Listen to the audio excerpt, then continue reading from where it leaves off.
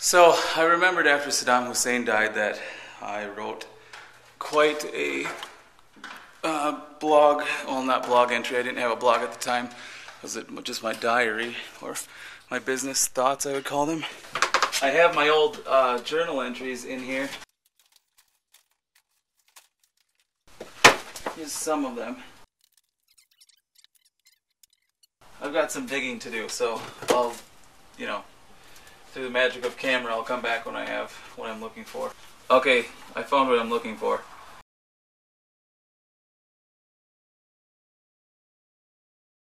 It says Saddam Hussein is dead. It's morbid that a man's death. Also, my writing is horrible, so I was just pretty much scribbling it down.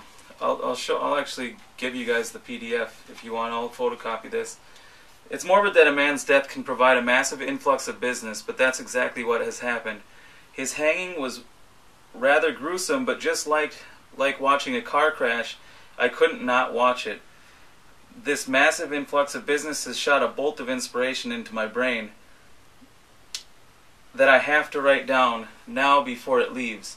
I need to continue to develop my connections with the Navy SEALs, like Stu Smith and Bill Burbank, as well as people in the intelligence community that have taken me under their wing.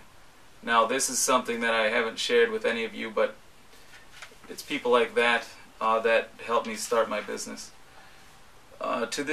And I likely won't share this. To this point, the connections I've gained using their resources have allowed me to successfully direct millions of US dollars to the Middle East and billions of Iraqi dinar around the world. Even though I'm a huge believer in reading to gain intelligence, this sort of knowledge isn't gained by checking out a book at the library. I'm proud that one of my major news interviews in Wired magazine was with Navy SEAL Bill Burbank. I'm young, but that gave huge credibility to myself and my business. I need to continue to build that credibility. Major news interviews will be my first asset to do so.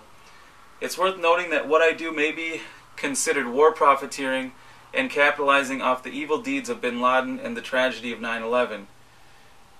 In fact, whenever I give in to reading forum posts about myself, I hear people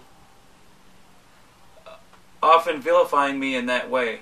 I've accepted it, but I have to quit reading that stuff. It's like poison for my brain. On a fun note, a customer saw this the other day on a forum and emailed it to me. Anyone know Marshall Donnerbauer, the dinar dealer? Now, what I've read about that name is, break it down, Marshall, martial law, Donner, dinar, Bauer, borrower. Coincidence or not, could be an alias. I get a kick out of that. An alias isn't out of the question with how I operate, but as far as I know, I'm using my full name on my birth certificate. Unless my mom faked that thing, I'm pretty sure this is my real name.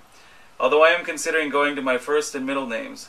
I think Marshall Wayne may have a better ring to it for things I want to do in the future.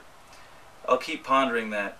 With the billions of Iraqi dinar that I've gotten to clients, it's not a stretch that a successful rebuilding of Iraq may result in me becoming one of the youngest billionaires in the world, or at the very least worth hundreds of millions initially.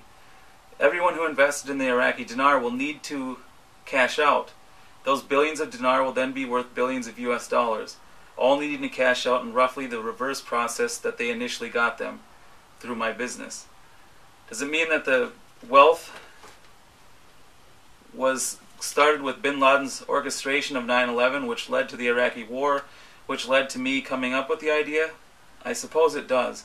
One event does lead to another, which then leads to another. But this is who I am. I seem to have a temperament and mindset for inserting myself into world events, and I intend on taking that mindset as far as I can. Saddam is dead, and President Bush, walking up to the podium to give us the news, set off a firestorm of emails of people asking me how they could invest in Iraq. Whenever huge events like this happen, people look to find out how they can capitalize on the situation. My business is one of those outlets. It's only a matter of time before the other pillar, Bin Laden, is captured and killed. When that day comes, I believe it'll create a firestorm of change in the Middle East. We could use that change. Or I should say they could use that change. It might happen under President Bush's term, or may happen under the next president. The country will likely swing Democrat after 8 years of a Republican administration. Hillary? Seems likely. Or maybe the new senator from Illinois, Obama. I was blown away by the speech he gave at the DNC, but he is young. But John F. Kennedy was even younger, so who knows? Whenever Bin Laden is killed, and it's a logical eventuality that it will happen, the world will react. A wave of change will occur. An eerie thought just hit my mind. If Senator Obama did run and win the presidency, and Bin Laden was killed during his term, it will seem almost predestined, with how similar their names are, that he should have been the guy to do it. Who knows? I'm a presidential fanatic, and have an odd belief in things like that.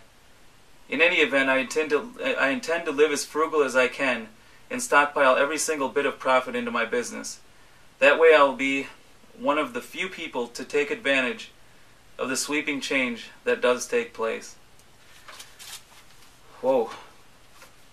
Things like that, when you look back, that's why I highly recommend keeping some sort of journal. I now do it, not on these notebooks.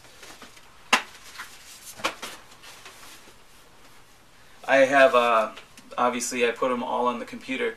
I still do write things in moleskin notebooks, but it's rare. It's if I'm on the road and I want to quick jot something down, and then I'll type it into the computer, because it's much handier than having to dig through all your old stuff that I should probably, some of this could be given to charity, I suppose. But anyway, I want to know you guys' thoughts on where you think the dinar is headed now that Bin Laden is dead.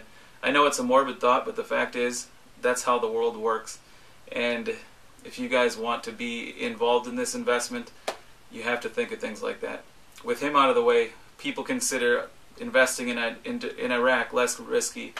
And, well, do you think so? Let me know.